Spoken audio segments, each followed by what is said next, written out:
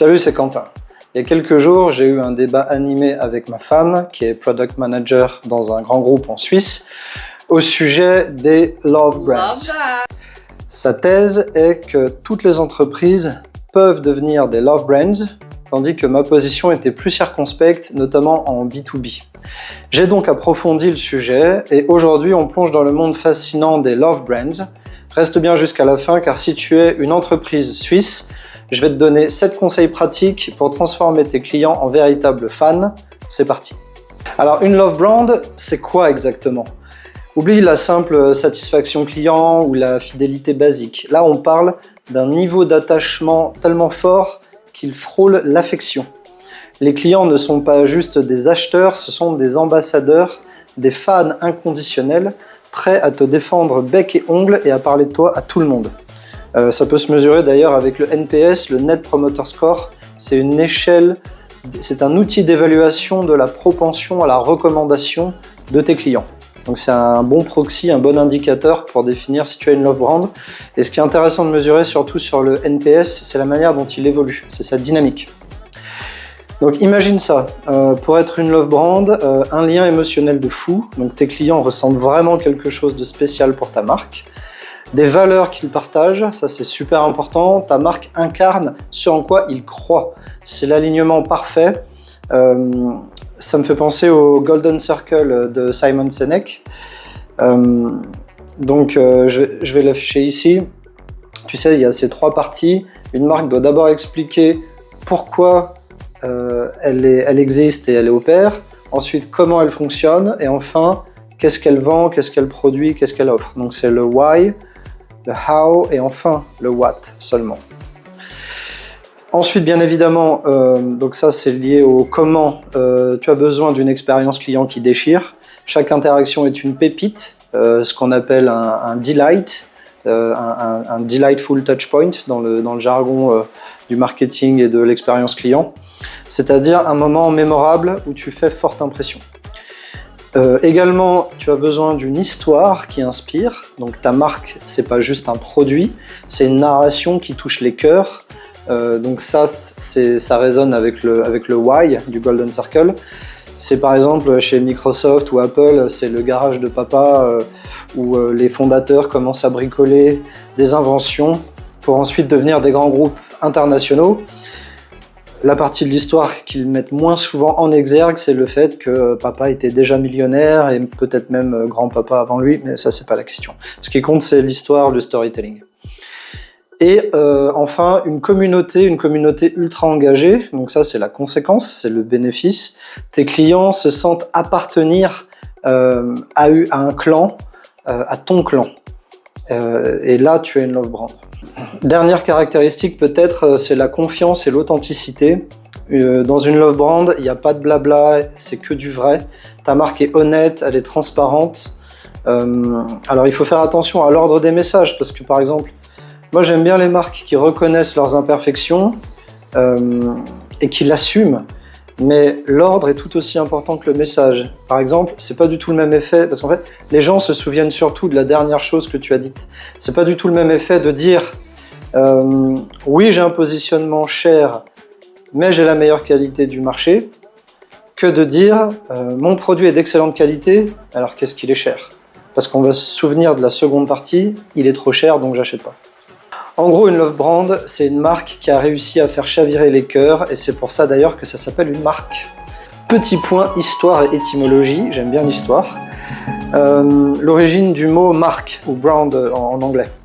Donc le mot français marque vient du francique marca, qui désignait une empreinte, une trace ou un signe. Et ce terme, il est également à l'origine de l'allemand Marke et de l'anglais Mark.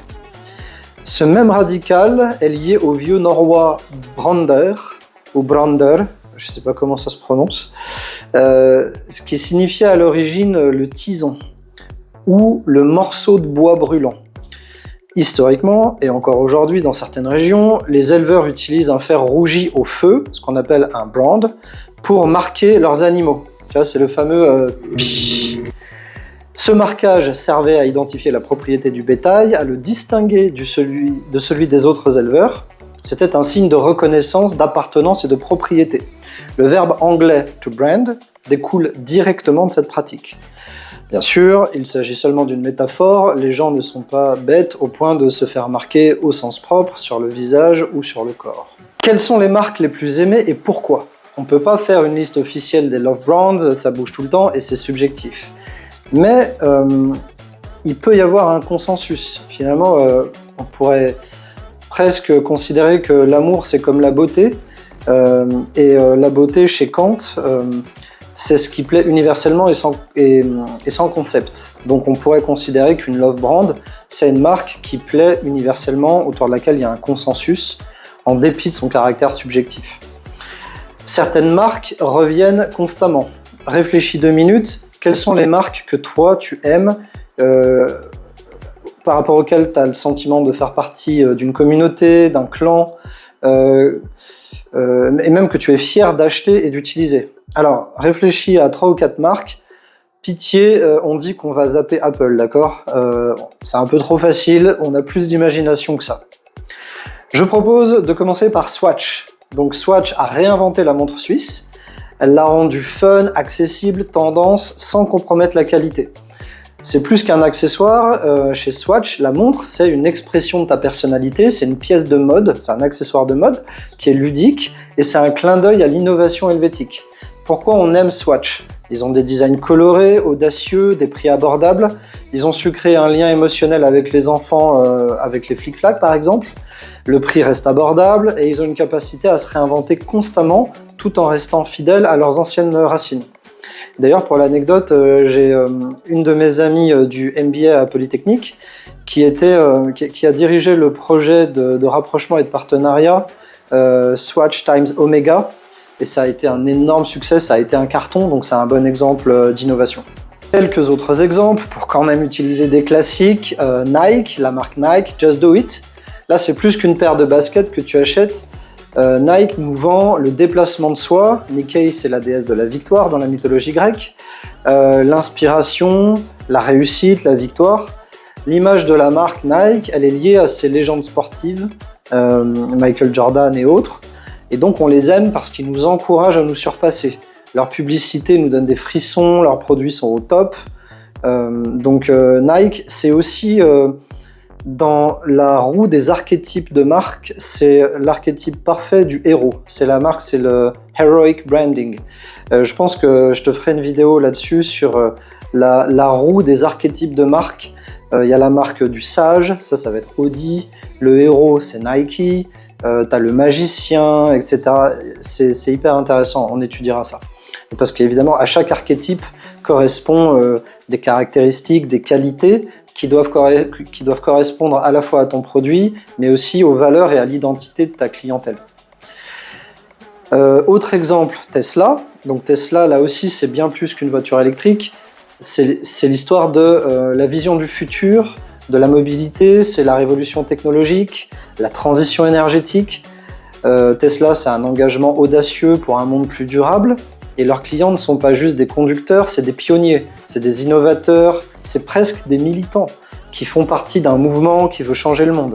Là aussi, il y a la réalité industrielle, économique, il y a la qualité des produits, des finitions et il y a le storytelling. C'est des choses qu'il faut articuler. Mais donc, les clients adorent Tesla pour cette technologie de pointe, le design futuriste, le sentiment de participer à une mission qui dépasse le produit et même la simple expérience de conduite. Cette idée de mission, de rejoindre une entreprise à mission, c'est super intéressant. Un autre exemple de love brand suisse, c'est Nespresso par exemple. Et donc moi, je suis client, je consomme Nespresso. Eux, ils ont révolutionné la manière de boire du café à la maison. C'est plus qu'une machine et des capsules, c'est un univers, c'est de la sophistication, c'est du choix, c'est de la simplicité et ça te promet, la promesse finalement c'est un café parfait à chaque fois. On les aime pour la constance de la qualité, pour l'expérience sensorielle du café, l'incarnation avec George Clooney et puis la praticité d'un rituel quotidien de luxe. C'est ça la promesse et la proposition de valeur de Nespresso. Autre exemple, en France, Decathlon. Parce que justement, je voulais donner aussi un exemple de love brand plus populaire, pas forcément positionné luxe ou très haute expérience comme Nespresso ou même Hermès. Donc Nespresso, c'est plus qu'un magasin de sport. C'est le partenaire de tous les sportifs, des débutants aux confirmés, grâce à leur offre large, ses marques propres, innovantes, ses prix accessibles. Donc Decathlon est apprécié pour cette approche démocratique du sport, le rapport qualité-prix de ses produits et le sentiment de toujours trouver ce dont on a besoin pour vivre sa passion, sans jugement, sans pression. Il y a cette notion de plaisir et de performance accessible. Et enfin, un dernier exemple, pour remettre une petite touche de luxe et de rêve tout de même, Aston Martin. Donc c'est une marque que j'aime beaucoup, j'ai eu le plaisir de conduire une DB9, c'était une expérience incroyable, malgré les défauts et les qualités du produit à l'entretien. C'est pas juste une voiture. D'ailleurs, c'est amusant quand on parle de Love Brand, il y a quelque chose qui revient souvent, c'est de dire c'est plus que le produit, c'est plus que l'expérience. Et donc la vraie question, c'est de quoi s'agit-il? Qu'y a-t-il de plus? Qu'y a-t-il au-delà? Chez Aston Martin, par exemple, c'est l'incarnation de cette élégance britannique, de la puissance mais raffinée, de la puissance sous contrôle, de l'exclusivité intemporelle. Pour moi, une Aston, là aussi c'est subjectif, mais j'assume, c'est une œuvre d'art en mouvement. Je pense d'ailleurs que si l'art est ce qu'il est aujourd'hui, c'est parce qu'il y a beaucoup de véritables artistes qui souhaitent, et je leur jette pas la pierre, ils ont envie de vivre de leur art, de leur passion. C'est des gens qui ont un immense talent, qui ont même du génie pour le dessin, pour l'esthétique, pour le design. Et c'est des personnes, avant la révolution industrielle, qui étaient exclusivement actifs dans le domaine culturel et artistique, mais désormais, grâce à la révolution industrielle et au design de produits, et pas forcément haut de gamme, c'est des personnes qui peuvent exprimer leur talent, leur génie, leur travail dans des objets de consommation, pour le plus grand bonheur des clients et des utilisateurs. Donc pour finir sur Aston Martin, c'est cette image d'exclusivité intemporelle.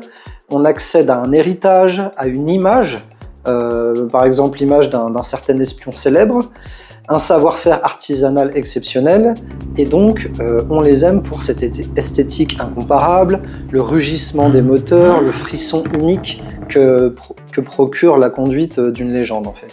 On a l'impression, c'est ça, chez Tesla on est amené à participer à une mission, chez Aston Martin on est invité à partager une légende. Les deux fonctionnent. Ces marques ont un point commun, elles ont dépassé la simple vente, c'est ce que je te disais tout à l'heure, beyond car, beyond perfume, beyond coffee. Elles ont dépassé le produit pour créer une véritable connexion émotionnelle avec leurs clients, basée sur des valeurs fortes, une expérience hors du commun. Ensuite vient la question, le débat que j'ai eu avec ma femme, et donc l'origine de cette vidéo. Est-ce que c'est plus facile en B2C? J'avais tendance à penser spontanément que oui, et pour le coup, plus j'y réfléchis et plus j'ai fait de recherches sur le sujet, et plus je finis par donner raison à ma femme, qui regardera probablement cette vidéo. Chérie, je t'aime. En fait, plus sérieusement, c'est en partie vrai, parce qu'en B2C, la consommation est super directe, elle est personnelle et elle est plus émotionnelle. Et moi, c'était un peu ça mon intuition initiale. Tu sais, il y a deux types de valeurs qui sont reconnues dans l'économie, c'est la valeur d'usage et la valeur d'échange. En B2C, c'est la valeur d'usage qui est reine. Quand tu achètes ton vêtement, ton smartphone, ton café préféré, tu veux une expérience. Il y a un côté sensoriel, émotionnel, positionnel, subjectif, bref, tout ça c'est personnel. Et seuls les humains peuvent expérimenter. On peut donc jouer sur l'esthétique, le confort, le plaisir, et donc c'est par certains aspects plus facile de créer des étincelles et donc une love brand. Mais attention, et ça c'est la nouvelle dimension du sujet dont j'ai plus pris conscience et que je souhaite approfondir par honnêteté intellectuelle et par curiosité.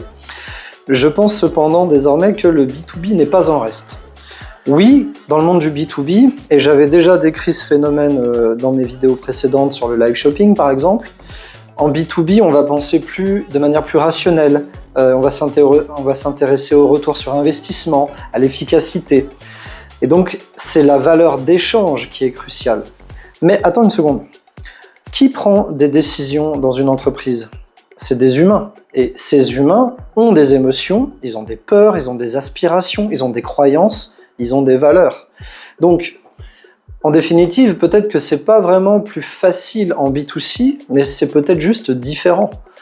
En B2B, ce lien exceptionnel qui permet de se tisser avec tes clients et de te hisser au statut privilégié de Love Brand, peut-être qu'il va plus passer par l'expertise et la fiabilité. Tu dois être le partenaire sur qui on peut compter et qui résout les problèmes. Moi, j'ai fait 15 ans de consulting. J'ai souvent réussi à créer ce lien fort de confiance avec certains clients. Et oui, certains clients nous aimaient. En tout bien, tout honneur, hein, ça restait professionnel. Ma femme regarde la vidéo. Mais c'est grâce à cette relation d'expertise, de confiance, de fiabilité qu'on a pu gagner, qu'on a pu mériter ce statut. Dans la même logique, un autre levier, c'est un service client exceptionnel, donc un support qui répond au quart de tour, qui anticipe les besoins. Troisièmement, il peut y avoir cette notion de partenariat. Alors, ça dépend de ce que tu produis, de ton niveau dans la chaîne de valeur. Est-ce que tu as un statut de fournisseur ou de complémentaire? C'est pas toujours. Tout le monde veut être le partenaire de ses clients, mais c'est pas toujours ni possible ni souhaitable. Cela dit, en soi, toute chose égale par ailleurs, ça peut permettre de se construire en tant que Love Brand, c'est-à-dire ne pas juste chercher à vendre, mais devenir un allié qui contribue à la réussite du client. Par analogie, pour reprendre mon raisonnement précédent, là où une marque B2C va essayer d'aller au-delà du service ou du produit, une marque B2B va essayer d'aller au-delà de la vente pour devenir un véritable partenaire. Donc l'enjeu, ça va moins être l'expérience exceptionnelle et le partage de l'identité, mais peut-être plus effectivement l'accession au statut de partenaire grâce justement à cette expertise et cette réactivité. Autre possibilité, c'est tout de même de partager des valeurs communes. C'est vrai que ça aide. Notamment, j'en parlais avec un collègue récemment. Ça, c'est un enjeu très fort dans le cadre de fusion-acquisition. J'ai la conviction que ce qui va faire échouer une fusion ou une acquisition, peu importe, ou même une joint venture, ce n'est pas l'incompatibilité technologique ou économique, c'est l'incompatibilité culturelle. Parce que les sociétés, ce sont avant tout des groupes d'humains qui travaillent pour un objectif, pour produire quelque chose. Et si ces groupes d'humains ne parviennent pas à collaborer, ça ne va pas marcher. Pour terminer, donc trois autres options pour permettre à une société B2B de devenir une Love Brand. Alors, il y a les enjeux de personnalisation. J'avais écrit un article sur la mass customization, c'est-à-dire comment est-ce qu'on peut industrialiser l'artisanat. C'est un peu ça l'idée. C'est-à-dire qu'en comprenant les défis uniques de chaque client, on peut proposer des solutions sur mesure et donc produire plus de valeur. Ensuite, l'enjeu sera relatif à la répartition, à la captation de cette valeur. Mais initialement, la personnalisation est un enabler de création de valeur supérieure. L'innovation, évidemment, pour aider tes clients à garder une longueur d'avance, sachant qu'il y a différents types d'innovations. Il peut y avoir des innovations technologiques, des innovations de business model, des innovations produits, méthodes, process, etc. Et enfin, le dernier point, c'est l'humanisation. Toujours revenir à l'humain, que ce soit dans la transformation digitale ou dans le marketing.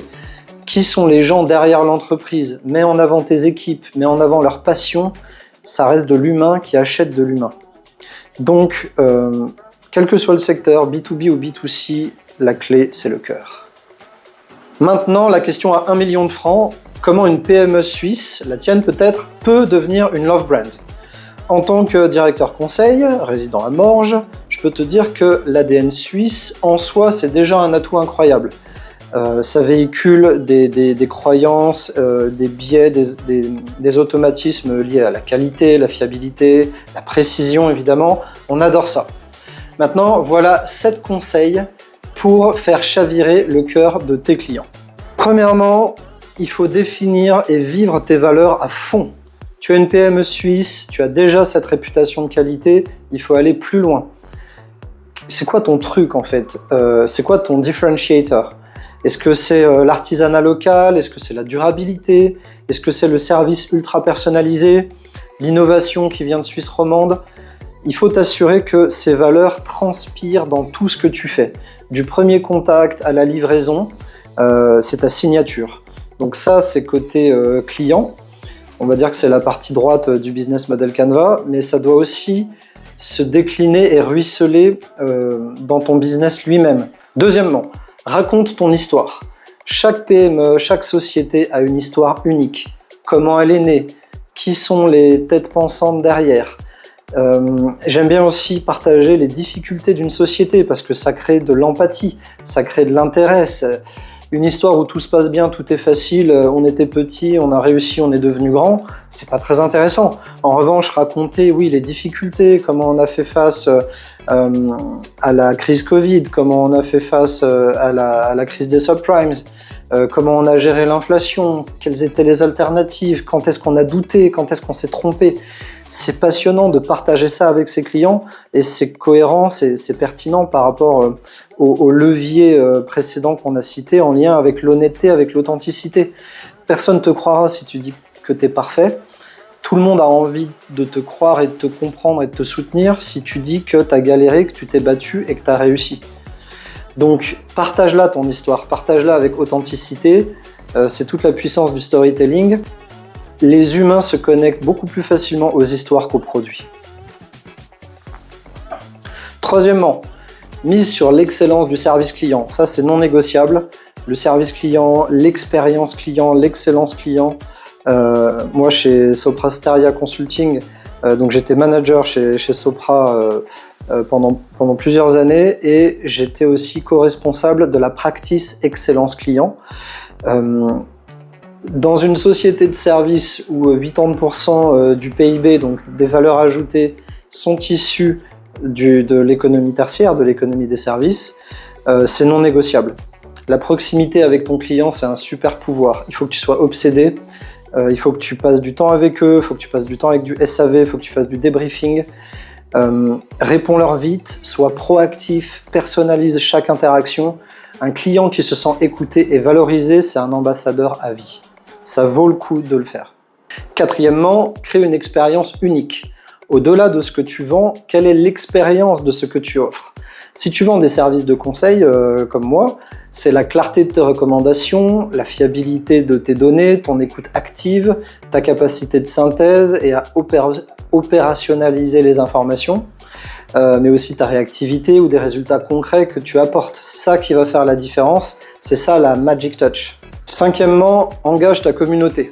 Fais en sorte que tes clients puissent interagir avec toi et entre eux. Réseaux sociaux, événements locaux, ateliers, clubs VIP. En Suisse, on aime les relations de confiance qui durent, donc tu dois créer cette tribu autour de ta marque. Sixièmement, sois authentique et transparent. Pas de blabla, pas de fausses promesses, pas d'hypocrisie.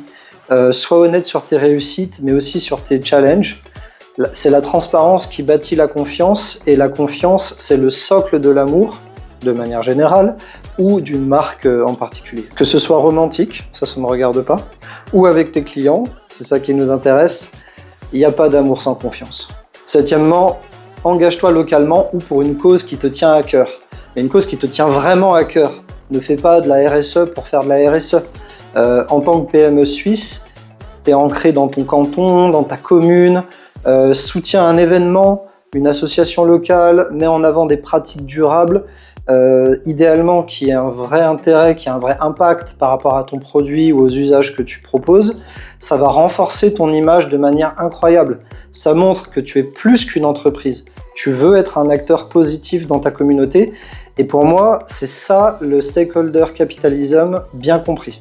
Tu as maintenant toutes les clés pour transformer ta PME en véritable love brand. Moi, j'ai plus d'informations et plus d'arguments pour embrasser l'opinion de ma femme. Que tu sois en B2B ou en B2C, l'émotion, l'authenticité et un service client impeccable sont tes meilleurs alliés. Si tu as aimé cette vidéo, lâche un pouce bleu, abonne-toi et active la cloche pour ne rien manquer des futurs conseils. Et dis-moi en commentaire, c'est quoi ta love brand À part Apple, ok, on sait. Merci beaucoup, on se retrouve très vite pour une prochaine vidéo. Ciao.